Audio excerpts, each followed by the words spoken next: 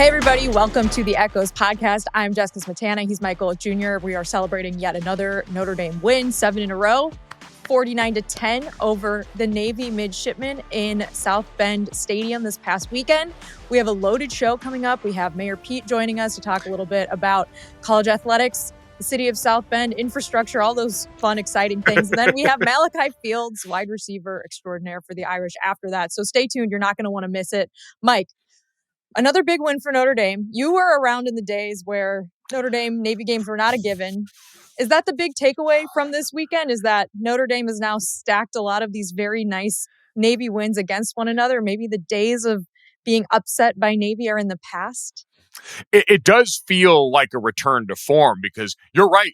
My tenure at Notre Dame was sort of marred by this stretch where we had ended, I think, coming into my senior year of high school, I think was the first Navy loss in like 40 some odd years. Like it just used to be a given. It was one of the longest streaks in any rivalry in college football. And then we were on the receiving end of a couple of those, including a game at MetLife that I don't want to relive anymore. I can still see their gigantic neck rolled white fullback running down the middle of our defense for like 200 yards that game. And so, yeah, it is a far cry from that now to where you look at the back half of Brian Kelly's tenure into Marcus Freeman taking over and what seems like in conjunction with, right, and you know this, the changes in the rules in college football that have affected the service academies when it comes to the ways that they've been able to go about some of the running their offense. And I think just Notre Dame and this defense being used to this. They do it every year. They found a coherent way to attack this offense that's worked for them. And, oh, by the way, it was announced Blake Horvath, the starting quarterback who played for Navy last year, albeit another blowout, wasn't going to play in this game. So they did have a lot of things kind of go their way in terms of the on-field matchup. Yeah, that was a little bit of an interesting late scratch, finding out Blake Horvath was not going to play. How many minutes before kickoff, Mike? Maybe fewer than 60, I want to say. So that was definitely an interesting wrinkle. I thought the backup Navy quarterback was actually pretty good. I mean, very, very slippery and elusive. I was, that one long run he had, I was like, oh boy, here we go again. I've seen Notre Dame get burned by the backup QB in the past. So anytime I hear the starter is out, I don't automatically assume anything. But yeah, I think that, you know, this game was in some ways, in the respect of the score, very similar to last year, but in how it was done, a lot different. There were not the turnover issues that Navy dealt with last year. This year, the defense, after, you know, early letting a touchdown get by them and then a field goal, just shut down Navy. And I thought did a really good job defending a very interesting and unique offense. Yeah, it's been pretty remarkable. Notre Dame defensively, that's kind of been the story for a while. And especially in the second half, Notre Dame continues to be one of the best second half teams in college football. They got to empty the benches in the fourth quarter of this one and get a lot of guys some time. But yeah, and that first drive, listen, for some of the guys on that defense who maybe hadn't seen as much action in the past or been familiar with the triple option, like, yeah, there is going to be that bit of an adjustment period. And I think just in general going against this team. So yeah, the offense did exactly what you need to do. Like we talked about this. The BC game was kind of an interesting lead up to that in that you got a lot of pressure. You got a lot of guys up in the box. Coach Newberry over at Navy loves to put bodies up at the line of scrimmage, send pressure. So Notre Dame, kind of like they did against Boston College, went a lot of max protection, took a lot of shots downfield, hit a lot of those. The running backs were their usual selves in this game. Jeremiah Love, a Heisman moment, rolling over on top of a Navy defender before he scampers for a long touchdown run as he starts to build that campaign here in November.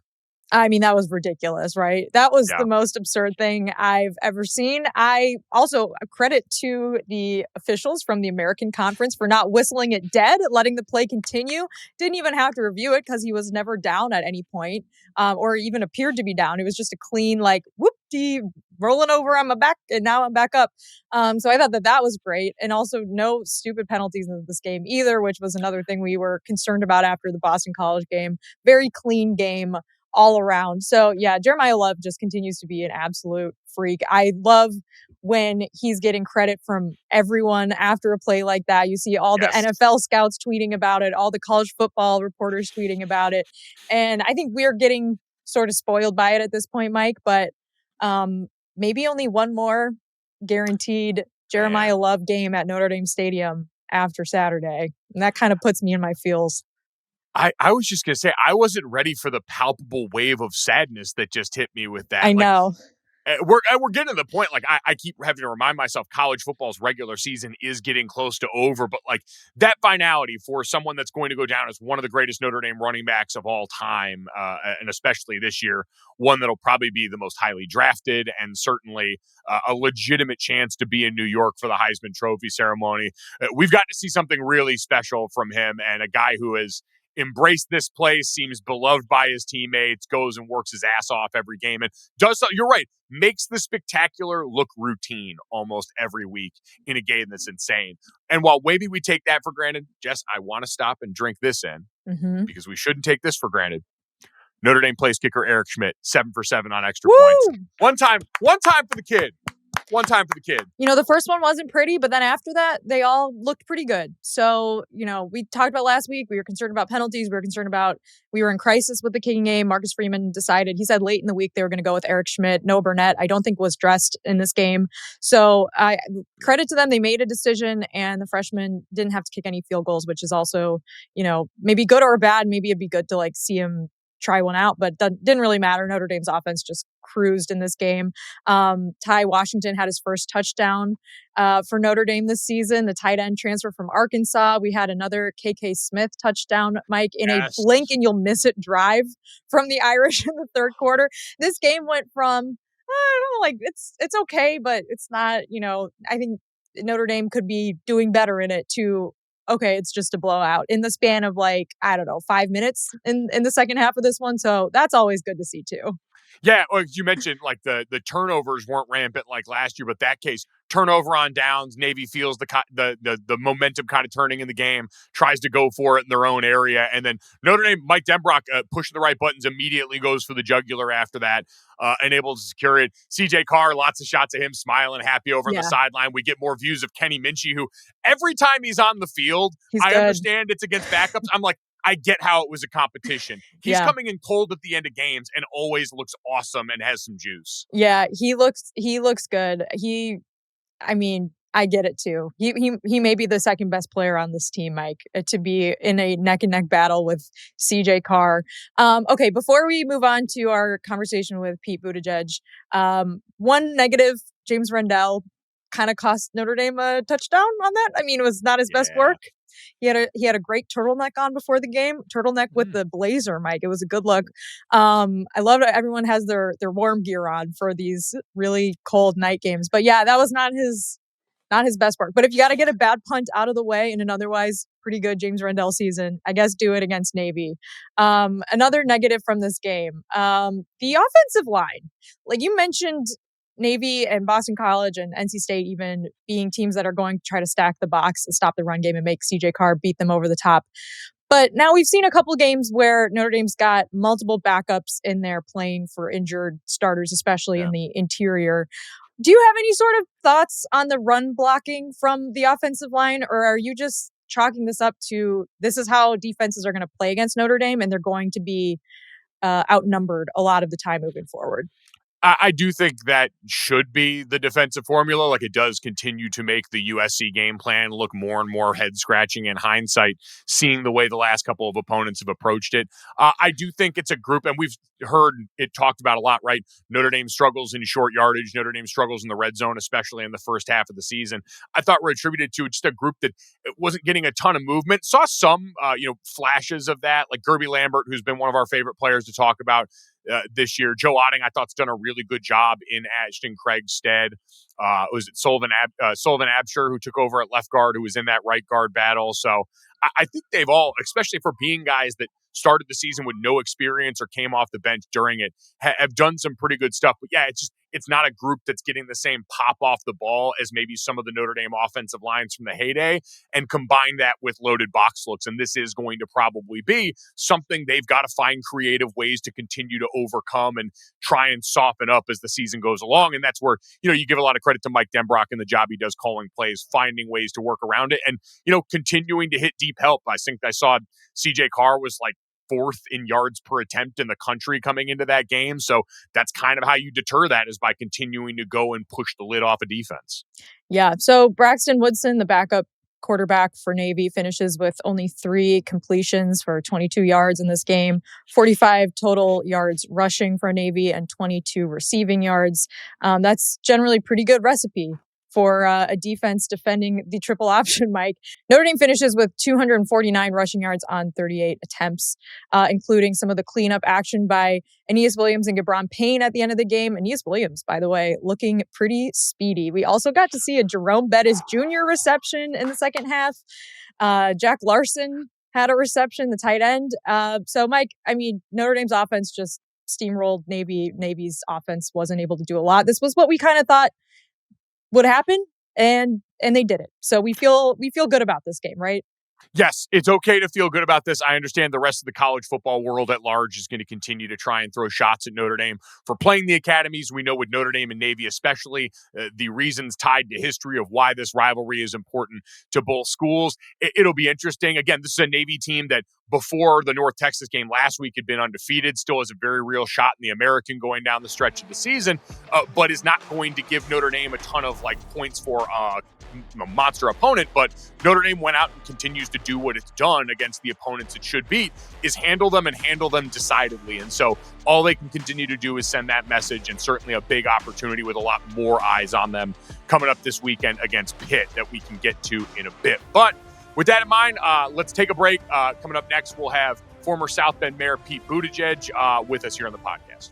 College football not feeling as juicy as it once did? Let me put you onto something that'll shake up your Saturday and every other day of the week. Because now that Wendy's has crispy chicken tendies and a powerhouse lineup of new sauces, it's time you transfer to the hottest team in the league. That's right, Team Tendies. Wendy's Tendies. They're making their undeniable rookie season one for the books. Enjoy first-string flavor from some 5-star recruits. Rep your new favorite team everywhere you go, but make sure to cheer with your mouth closed. Take it to the end zone of savory sauces like honey barbecue, creamy ranch, and the new Wendy's signature sauce to experience a total taste bud blitz of flavor. It's time to join a team that won't upset you with an upset. Taste the phenom that's gracing the gridiron with its juicy, crispy, and tendery tendencies. Don't fumble the bag. Commit to Team Tendies and call the most delicious plays in the playbook. All right, huddle up, guys. Tendies on 3. Tendies on 3. 1, 2, 3, Tendies. Let's do this. Wendy's Chicken Tendies, now at participating U.S. Wendy's. Support for the Echoes comes from Google. Being a college football fan these days means you're part analyst, part GM, part rules expert. The game's just so much more complex than it used to be. 1 minute you're trying to decode X's and O's, the next you're debating the transfer portal. This is what college football fandom is all about. In AI mode, and Google search is perfect for it. It's built to handle all those nuanced, complicated questions that go way beyond a simple stat. You can ask it to do a deep dive on strategy, like break down how the spread offense compares to a pro-style offense based on philosophy and pace. Or then you can pivot to more off-the-field elements and ask, what are the main reasons why there are more college football player transfers in recent years? You can even get real-time analysis, like asking, how have this year's college football rule changes impacted the season so far? AI mode pulls all that info together for you. So whether you're wondering about a complex scheme, a new rule, or why your favorite team's roster looks so different every year, you can just ask Google. All right, this is a very fun one for us, coming off a big-time win for Notre Dame over Navy this weekend. Delighted to welcome in Pete Buttigieg, the former mayor of South Bend, the pride of St. Joseph's High School, and a former intelligence officer in the United States Navy Reserve. So a lot of connection to this wonderful game. But Pete, we appreciate the time today. How you doing? I'm good. Thanks for having me on. Good to be with you. No, excited to have you here and to do it coming off a win. So you were back in town for this one? You were in person for this game? I was hoping to be, and something came up, so I had to follow it along on TV from up here. But I'm determined to, one of my resolutions for my life after being secretary was to spend more time in Notre Dame Stadium. I'm hoping to get there a little bit more often from now on. Then again, between the weather there and the weather here, maybe it was a good day to be watching from inside. I was going to say, was this something that came up the forecast? Because this was a miserable looking game inside the stadium. So you may have lucked out on that one. No, honestly, that does kind of add to the fun. It adds to that sense that you've earned it, especially when it's a good night. But there was a side of me that was happy to be indoors by the fire. No question. A great way to watch that game. But I guess what were your feelings watching this game? Obviously, the Notre Dame-Navy rivalry, it's such a unique history in college football. And in the midst of so much of the change in the sport, it kind of feels nice to have something that familiar around. Would you agree? Yeah, it is. It's reassuring, especially with some of these other rivalries, maybe on the chopping block. We don't know about USC yet. Over the years, it's been on again, off again with Michigan. To know that just Navy is always there, and of course, it embodies the tradition of having a lot of respect for our opposition, even when we're determined to dominate on the field. And obviously, just that deep relationship that the university and the Navy have had. That was really, I think, cemented during World War II, but just continues. There's just something really stirring and really special about it, and great to see just how much we've hit our stride. Obviously, even as a relatively superficial fan, I was getting a little queasy at the beginning of the season, and just watching how, and even at the beginning of the game, to be honest, but very quickly found their feet, and just great to see that performance.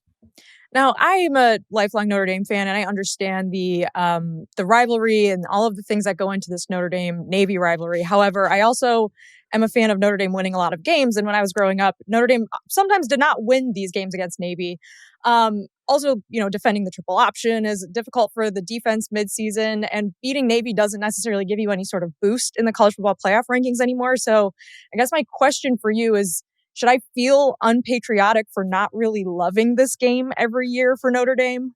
Maybe a little. It's just such a special thing, and I mean, you're right that it doesn't necessarily mean that our rankings will rocket, but it is important to have some of those must win games on the schedule too, and not failing to beat Navy has been, I think, the beginning of the end for more than one head coach. So I think just having that there is an important yardstick through all of our times from when we're in championship territory to when we're fighting to be ranked.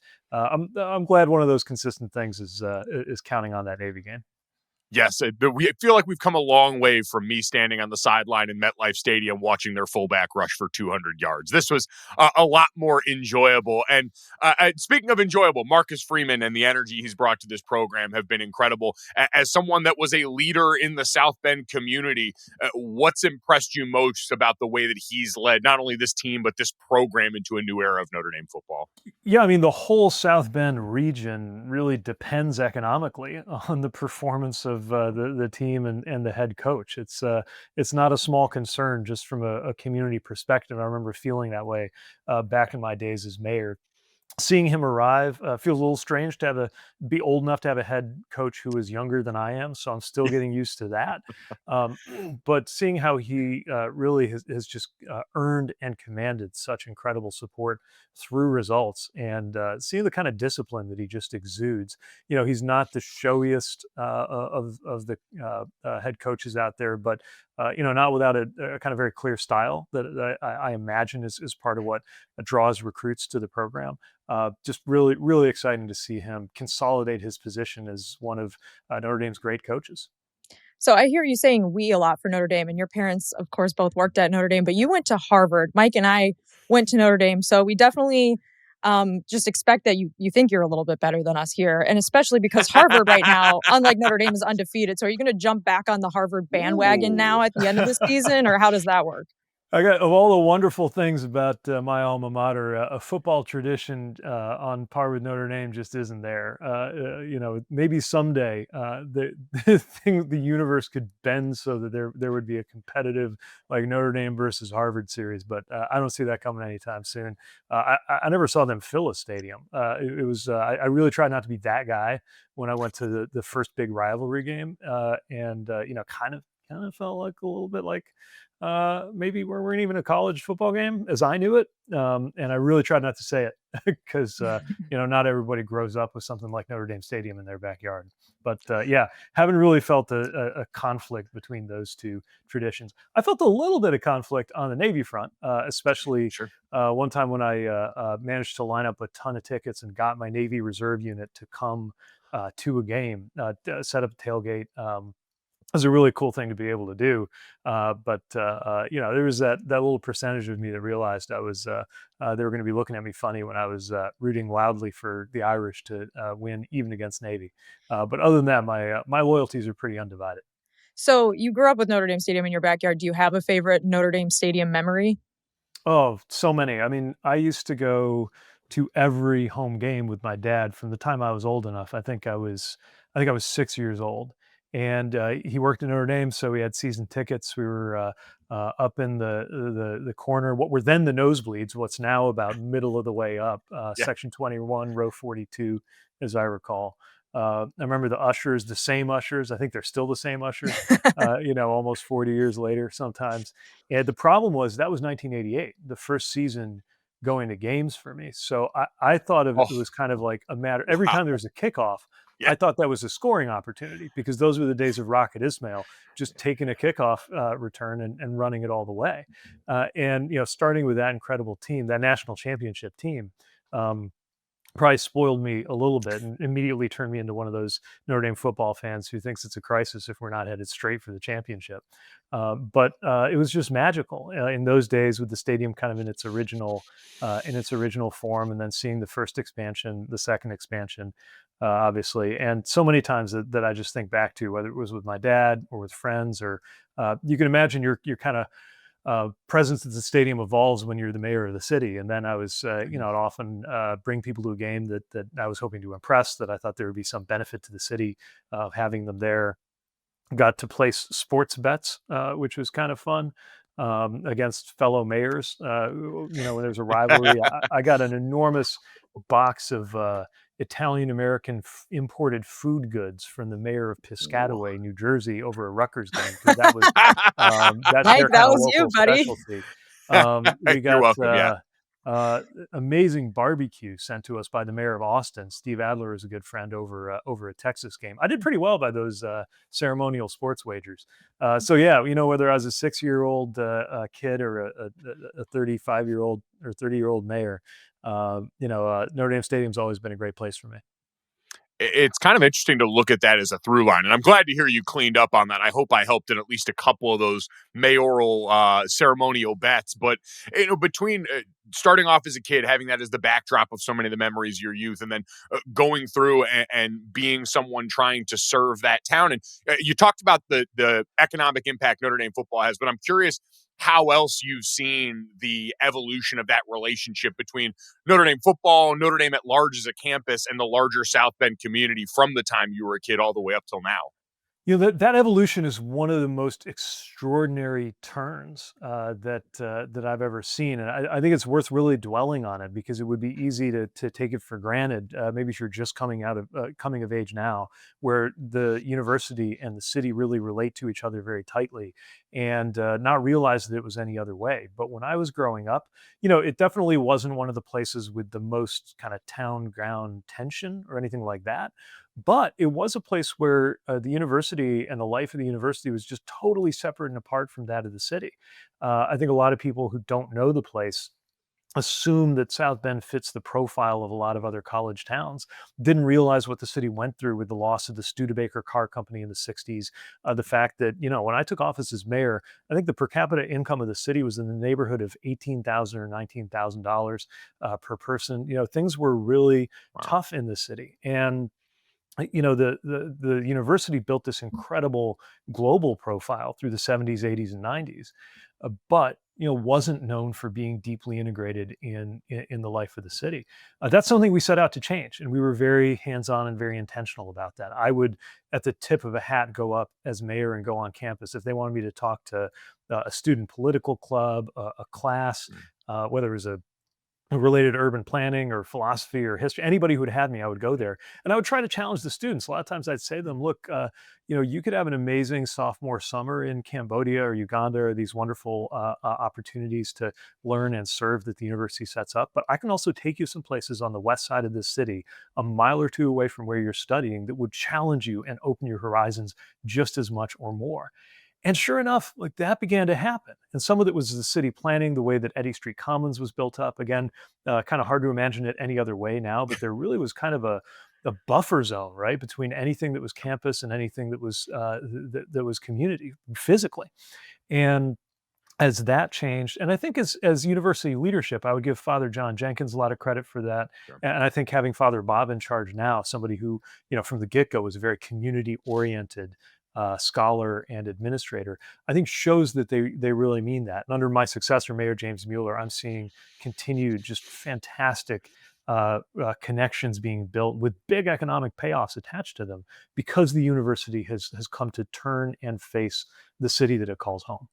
I saw Mayor Mueller at the Irish Jam basketball event earlier this year. Notre Dame unveiled the Bend uniforms, which the team wore this past weekend, which was, an homage to South Bend. But I'm curious, from your standpoint, how do you make sure to create that relationship with the city and the university without some of the unintended consequences and affordability that could go with that, making sure it actually works for the residents of South Bend and not just for the university?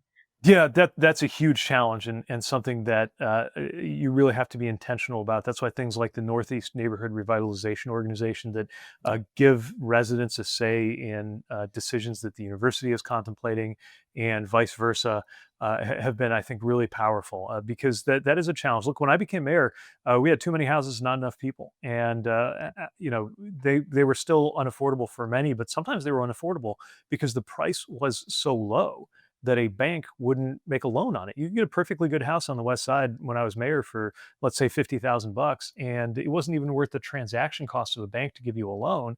And so, ironically, that price made it unaffordable. I got to tell you, when I was at mayor conferences and housing conferences on the East and West Coast, and I tried to describe this problem, it did not compute. They just looked at me funny. Wow. Now it's very different, right? You got way more jobs in the region, way more growth, not just from the university, but manufacturing. You've got the data centers, you've got EV-related auto manufacturing happening.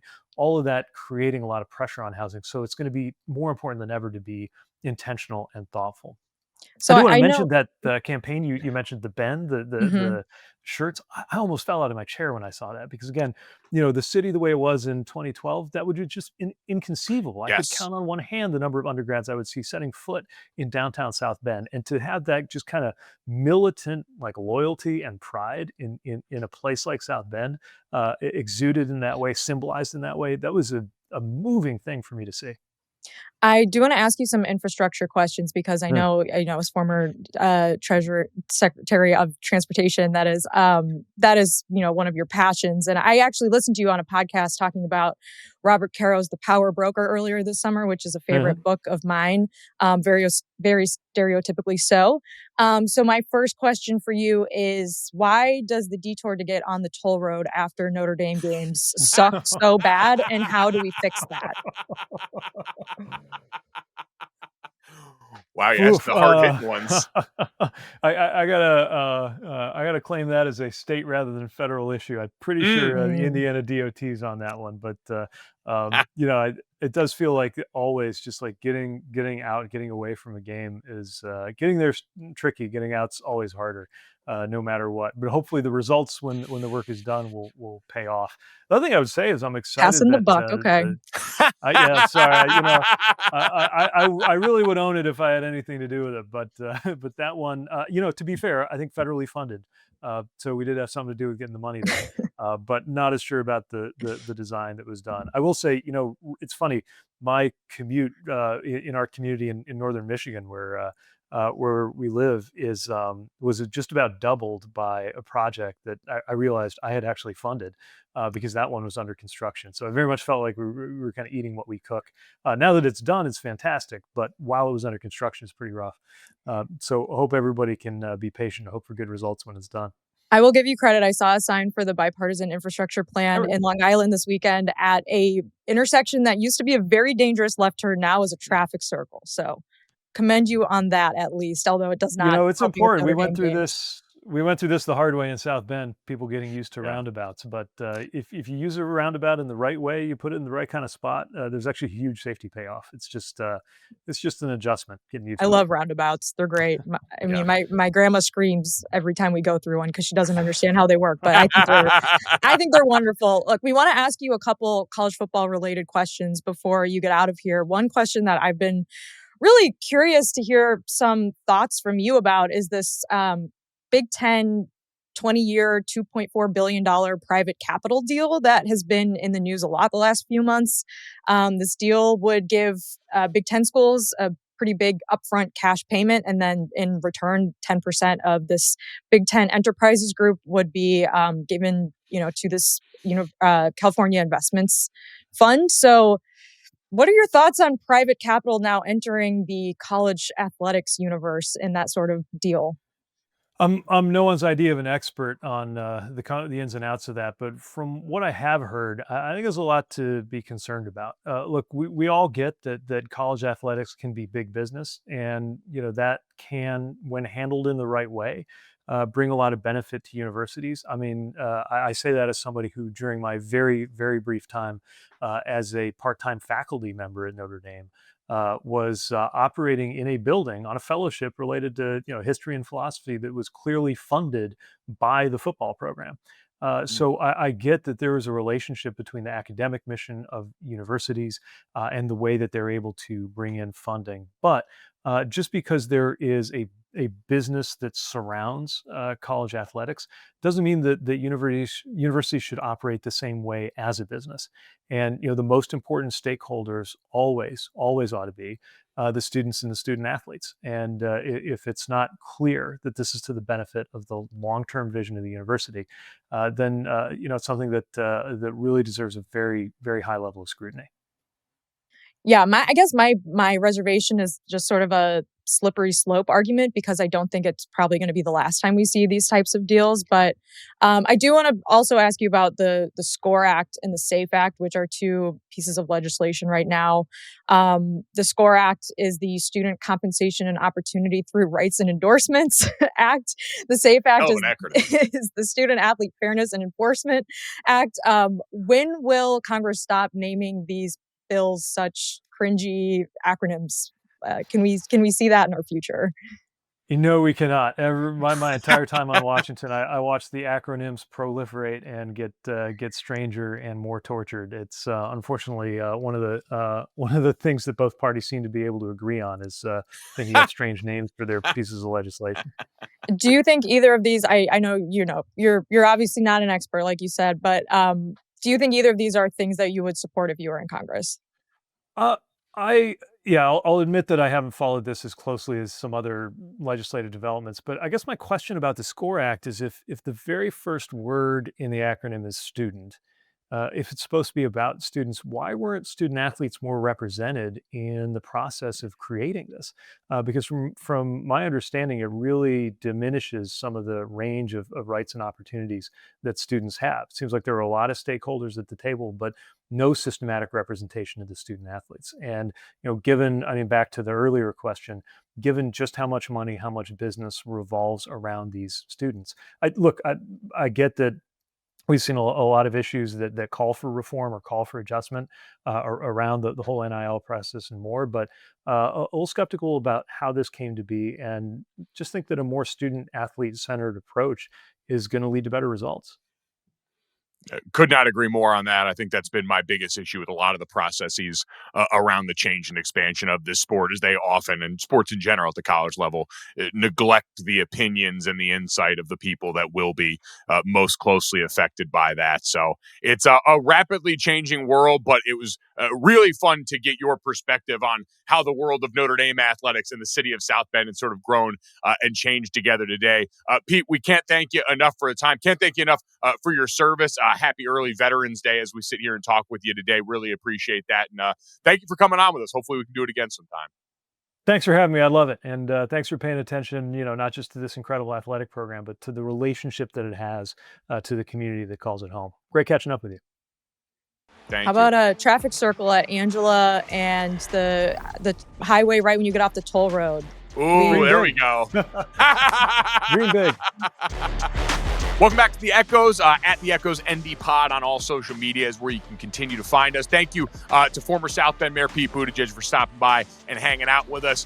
We will finish up the show with a little look ahead at the Notre Dame Pitt game this weekend, where College Game Day is going to be. Ranked Pitt team, plenty to get anxiety about with that conversation. We'll also talk a little Notre Dame hoops for the men and women as well. But before we do that, let's catch up with our buddy and Notre Dame star wide receiver Malachi Fields. We're so excited to have Malachi Fields on the show with us today. He had a monster game against Navy this past Saturday, 4 receptions for 97 yards. Humongous night. Malachi, thank you so much for joining. And let's start here. How terrible was that weather on Saturday night in that game? It started out with just rain, and then it looked like wintry mix, and then we just went straight to snow. So what was that like? First of all, I appreciate you having me on. It's cool, but nah, it was actually pretty cool when the snow started coming down. I was like telling guys like, "Man, this is like something you dream of." Like I've never had no snow game or anything like that, so it was just pretty cool to be able to play in like weather and atmosphere like that. And the crowd was still hyped up, still they all there. Guys were taking their shirts off in the stands. Like it was crazy, but it was fun. It was cool atmosphere for sure. Yeah, I saw a lot of pasty Midwest white boys in the crowd, letting it fly early and often. But you came to us from Virginia. You're someone that's called Charlottesville home for a long time. So you mentioned that atmosphere. What has the experience been like in South Bend so far for you this year? Man, it's been awesome. Just all the different people from all over the world. Wherever we go, whether it's home or away, you have like a stadium rooting for you. It's awesome. Just the fan base and just walking out the tunnel, running out the tunnel with the guys, and then having the crowd go crazy. Everybody doing the push-ups after a score. It's just been a crazy, awesome environment and experience. So it's very unique that you have gotten to play against Notre Dame at Notre Dame Stadium and now with Notre Dame at Notre Dame Stadium. So what is it like being an opponent at Notre Dame versus playing for Notre Dame, especially pertaining to the tiny little tunnel that goes from the visitor locker room to the field? What is that like? You definitely try to, as an opponent, you definitely try to block out the noise and like not get caught up in all the stuff that's going on, and not get too intimidated by that little single file tunnel that you got to come out of. But then being on the other side, being having this place be home, it's just like you take it all in and you just embrace it, and you let the crowd fuel you, and I mean it's special. It really is. And you making that transition from little tunnel to big tunnel here in South Bend and coming over here, it was at an interesting time because obviously Notre Dame was in the national championship game last year, but that was a primarily run dominant team. It wasn't one that was airing the ball out necessarily. So what was the conversation like between you and this staff, and what they sold you as? Now you're part of a passing offense that's one of the main strengths of this team. You're a recipient of some of the long downfield passing elements that weren't really here last year. So what was that conversation like? Right. It was talking with Coach Brown and Coach Denbrock, and just knowing Coach Denbrock's past success and past history with the offenses and the guys that he's had, and him telling me what he wants this offense to be, be explosive in the run and the pass, and telling me that I could be a huge part of that, and then just believing in Coach Brown and like what he's done with different receivers, and with himself as well. He's an accomplished receiver himself, so knowing that I have a good coach, good offensive coordinator, knowing that they trust in me, so it's been smooth. You are a quite literally big part of it. And one of the other big parts of the offense that you and the other wide receivers have really stood out as doing is all these highlight packages where you see Jadarian Price and Jeremiah Love on these huge runs. You're in almost every single one of them blocking downfield. So how has blocking become such an integral part of your wide receiver room? I just think it's super selfless, and we talk about it all the time. Like these guys do it for us all the time. Like whether it's in protection or getting those dirty 1 yard runs to keep the drives going, and saving CJ's blind side so that he can make the passes to us. So it's just a returning the favor, and a selfless act, and so that they can spring that big run.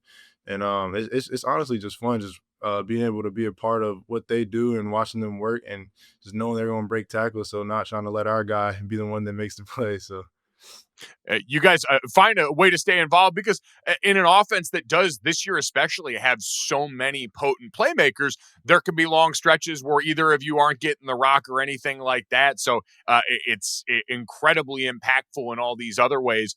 You mentioned at some point along the way your quarterback, CJ Carr, who when you got here was in a competition with Kenny Minchie for that quarterback job.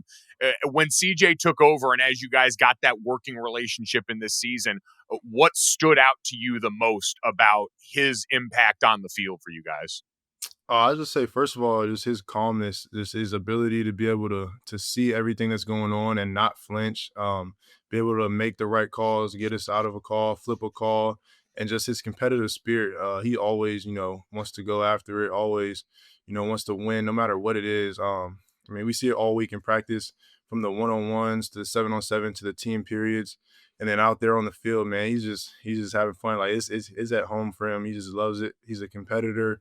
He's a dude. He's a leader. Man, he takes charge of the huddle of the offense. You know, for a little bit sloppy at practice, you know, he makes sure that we get back on track. But he's always the first guy to celebrate as well. Like when people are making plays. So he's just an all around leader, all around dude. Your former school, Virginia, in their own fight to make the playoff this year. What is it like transferring from a school that you played at for so long? Do you still keep in touch with some of the players there? Are you rooting for them? Or like, what is that like for you as someone that now plays for a team that's also trying to get into the playoff? Yeah, I still talk to a couple of guys, a couple of my receivers that are still there, and you know, I root for those guys. You know, I always want to see them do well, but you know, I'm more focused on what we got going on here and just trying to make the most of each week. But I'm always rooting for my guys. It's never any animosity towards them. But how would you describe the dynamic in the wide receiver room, like personality-wise, with these guys? You and Jordan Faison are at the top yardage-wise right now, but we've seen KK come along recently, Eli Raridan in there as a pass catcher in the tight end room here. What is that group like specifically for you guys among the pass catchers?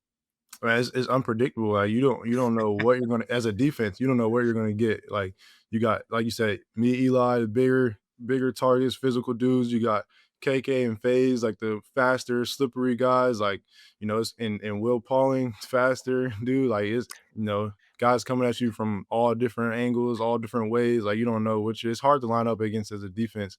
But just each week in practice, seeing all these different guys making plays. So you just on our side, we know like anybody can get it done on the field on Saturday. So it's been special to see.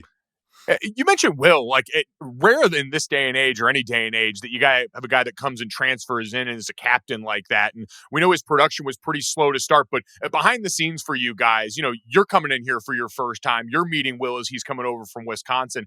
What kind of impression did he make early to where he ascended to that leadership role so quickly? Man, Will just commands the attention of any room that he's in.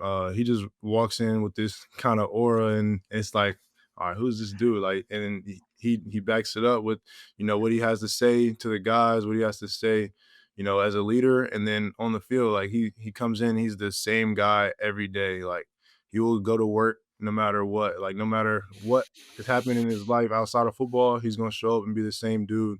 And there was a time where he was staying in the Goog. We call him the Goog Rat because he was always in the Goog. I think he might have slept here a few nights, but yeah, he's just that guy that's going to be the same dude every day, no matter what. So earlier in the season, we saw you do a celebratory backflip after a touchdown against Purdue. Mike and I said it was our favorite touchdown celebration of the season last week. So talk us through that. Is that something that you've done before? And did you know you were going to stick the landing? I've done it before in high school, never in college. So the week leading up, like I don't know, I just had some type of feeling that a score is coming. And I was telling Micah Gilbert, one of the guys, I was like, hey, if I get in the box, I'm gonna have to do this. I'm gonna hit it. And then it just happened. But yeah, I trusted that I was gonna stick the landing. I do backflips all the time and just Impressive. Awesome. I'm jealous. The phrase "I do backflips all the time" has never been a part of my life, so I'm enjoying that for you. Love that. We get to see that for you on the field. All that athleticism. I mean, your physical skill set, undeniable. It's been awesome this season. We know this is a deep wide receiver room with a lot of guys that we still haven't really gotten to see those. So as you're getting ready, and I'm sure helping some of these young guys along behind the scenes, who is a guy or two that maybe you think Notre Dame fans, even if it's not this year, are going to be really excited about in the coming seasons that you've seen put in that work in practice behind the scenes? I think Micah Gilbert, Cam Williams, Elijah Burris, man. And you seen a glimpse of Micah before his hand. But Cam Williams and Elijah, those two young dudes are going to be something special, man. We see it every day, the way they show up, the way they don't even know what they have, like talent-wise. They haven't even tapped into it yet, but I promise you in the future, those dudes are going to be some dudes. Ooh, okay. I love to hear that. We always love asking who the next big thing will be, because sometimes you get Benjamin Morrison saying, hey, I think Leonard Moore is better than I was. And then all of a sudden the next year you're like, well, I think he probably there was something to that. Go ahead, Mike. Well, no, I was going to say, speaking of that, I mean, I'm sure went against Leonard in practice. I mean, just how different is that guy from other college D-backs that you've seen? Man, he's the truth for sure. He he's good at everything he does. He shows you every different thing that you're going to see on Saturdays, whether it's press man, whether it's off man, jump jam. He'll be physical. He'll be patient.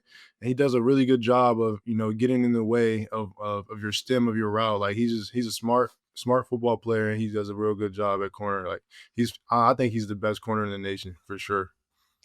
Well, we have a humongous game coming up this weekend. Stop me if you've heard this before. For Notre Dame, it feels like every week is the next big game. But Notre Dame playing at Pittsburgh. The College game day is going to be there. Noon kickoff. What is the preparation going to be like this week for you in getting ready for Pitt? I think it's the same as every week. You come in, you have respect for your opponent by studying them and seeing what they do well, going in and attacking the game plan. Just getting in, watching the film, and going out and getting the looks right, and just trusting the preparation. It's the same every week. You got to reset on Mondays, come in here and dissect the film from the past week, see what we did good, see what we can do better, and then just move it forward into the next week with the different looks. We're going to get different personnel, and so it's the same process. It's a process that's worked very well for you guys over the last number of weeks. So if it ain't broke, don't fix it. Malachi, we appreciate your time today, man. We appreciate having you here at the university. It's been awesome to watch this year. Good luck in Pittsburgh this weekend, and we're rooting for you, man. Absolutely. I appreciate you having me. Thanks again to Malachi and Mayor Pete for stopping by and chatting with us today. But we still have more podcasting to go, Mike. We've got to talk about this upcoming Pitt game. This is the one that we have been talking about for weeks now since that USC win. The toughest remaining game left on Notre Dame's schedule. It's at Pitt. It's at noon on Saturday. It is being called by, I think, the worst play-by-play person that you could ask to call your game. Not because he's bad at his job or anything, but because I think Joe Tessitore is a chaos demon. And every time he calls any football game, I start having hives. So, look, Notre Dame's an 11-point favorite right now, Mike. That's where the line opened. They're favored in this game on the road. But do I feel good about it? Of course not. I'm a Notre Dame fan. I never feel good about anything. So talk to me about Pitt and Pat Narduzzi and what Notre Dame is walking into here at Acrisure Stadium. Yeah, I was thinking about this the other day for Pat Narduzzi. Pitt, who is within range of an ACC title appearance right now, led by a spread attack and a quarterback who's slinging the pill, has to feel like shades of Kenny Pickett and make Pat Narduzzi so angry that next year he's going to strip it down to the studs and do this the right way with defense and an offense that has absolutely no passing element. But Mason Heinschel, the freshman quarterback, did not start the season. Eli Holstein did, who played for Pitt last year, was their starting quarterback. Holstein went 2-2 as a starter with wins over Duquesne and CMU, and then 2 losses in a row to West Virginia in overtime, which is, humongous rival, and it was at West Virginia, but not a good football team. And then Louisville, who is also still in the hunt, I suppose, for an ACC title, although they lost to Cal in overtime last weekend. The ACC is a freaking mess. But anyway, since Heinschel took over, Mike, they are 5-0. He's had some pretty monster games, threw for over 400 yards against NC State a couple weeks ago. So big quarterback change for Pitt here, and but a freshman, someone that I think Notre Dame in the past has made freshmen look like freshmen sometimes. Like, what's the game plan for the defense against this Pitt offense? Yeah, that to me is what's going to be really interesting. They've got 2 receivers that I think are both up over 500 yards, guys that can work down in the slot. So it begs the question of how much of the, hey, Leonard Moore, go strap, either of those guys, wherever they go, how often they lean on that and how they approach it.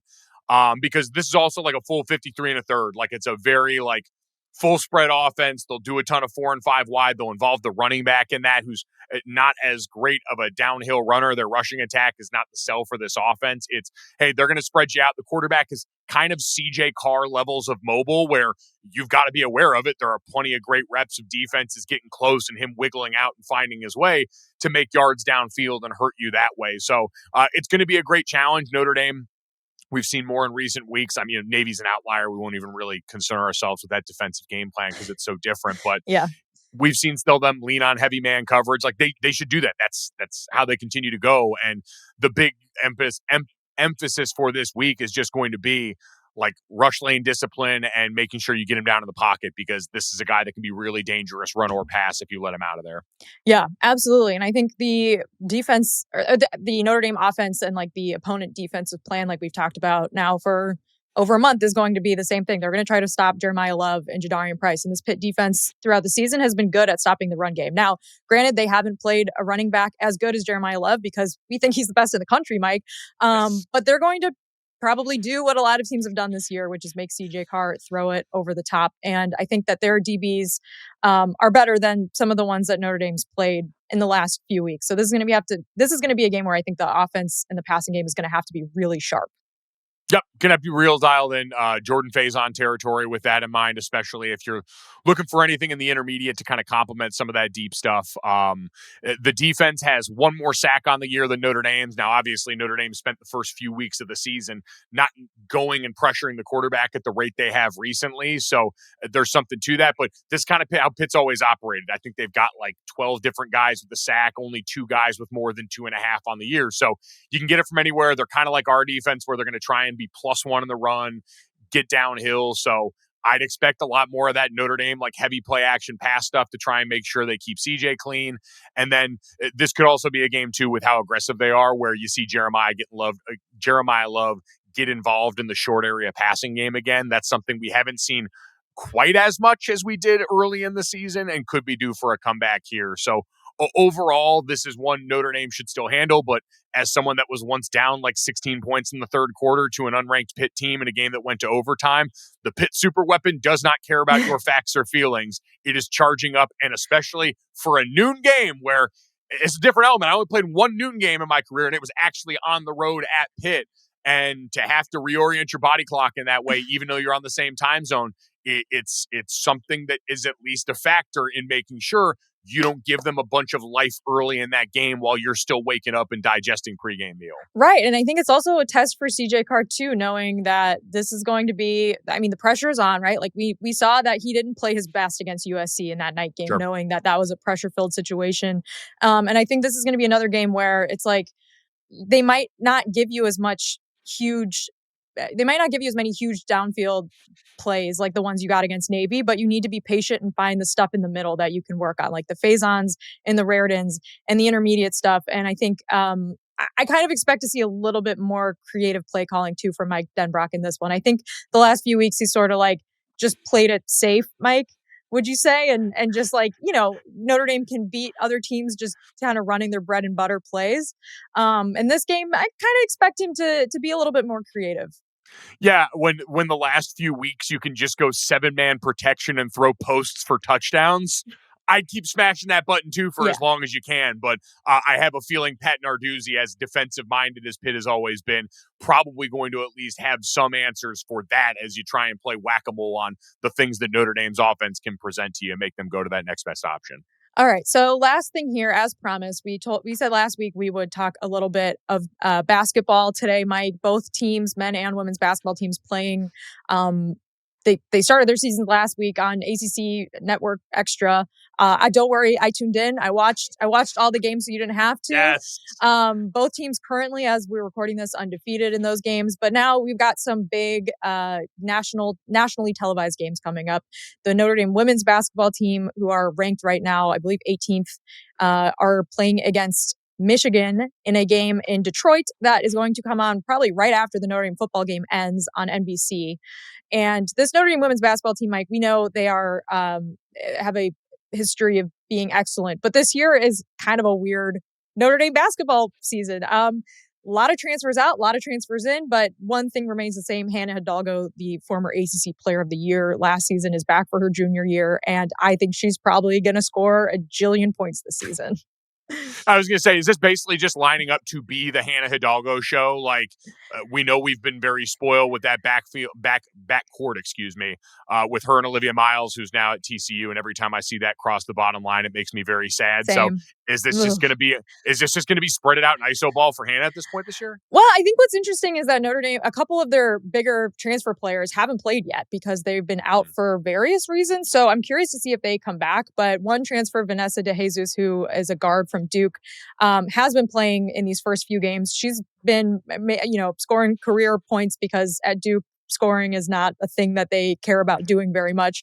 So, I mean, I'm interested to see in like how that relationship and development goes. Cass Prosper, who's back, played, the last couple seasons at Notre Dame, also is one of the returning players. And I think her offensive development is going to be really pivotal for this team. She's a great defender. But like, is she going to be playing like a strong power forward type role and scoring a lot on the glass? That'll be interesting to see. And also KK Bransford, who was hurt last season.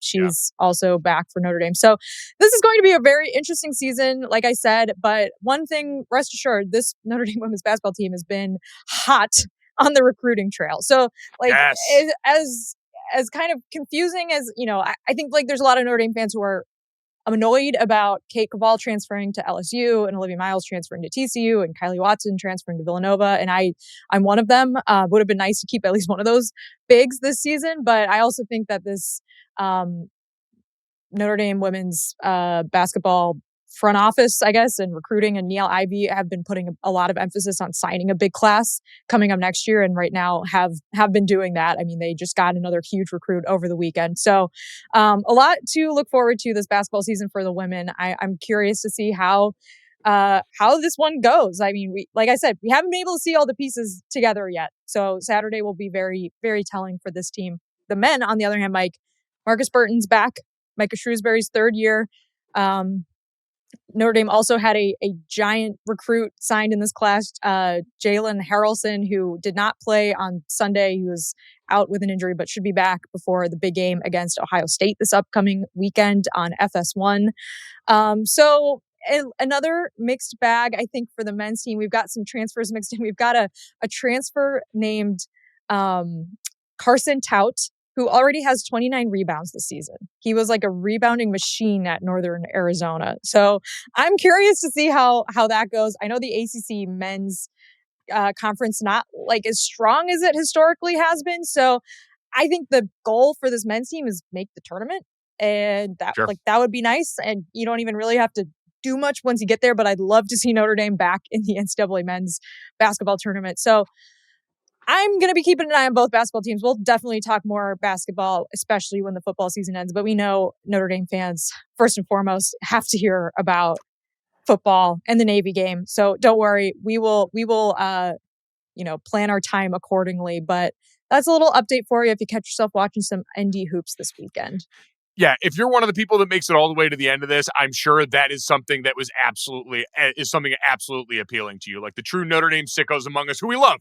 That is our bread and butter. Those are the people that we care most about in serving this podcast. We're always going to make sure that all of the sports on campus feel some love. And I promise when I'm done calling games on the weekends, I will also devote more of my time to the fine programs on the hardwood in South Bend. So we're looking forward to that. We're looking forward to Pitt this weekend. Not really. I'm terrified of it, like I always am, but we're going to get through it. Jess may or may not be there, so we may have boots on the ground reporting from Acrisure Stadium for whatever goes down as College Game Day heads to Pittsburgh for Notre Dame and Pitt. We'll keep an eye on the College Football Playoff Committee's rankings that come out the night that this podcast is released, and we'll go from there. Thanks, as always. Download, subscribe, rate, review. Go Irish.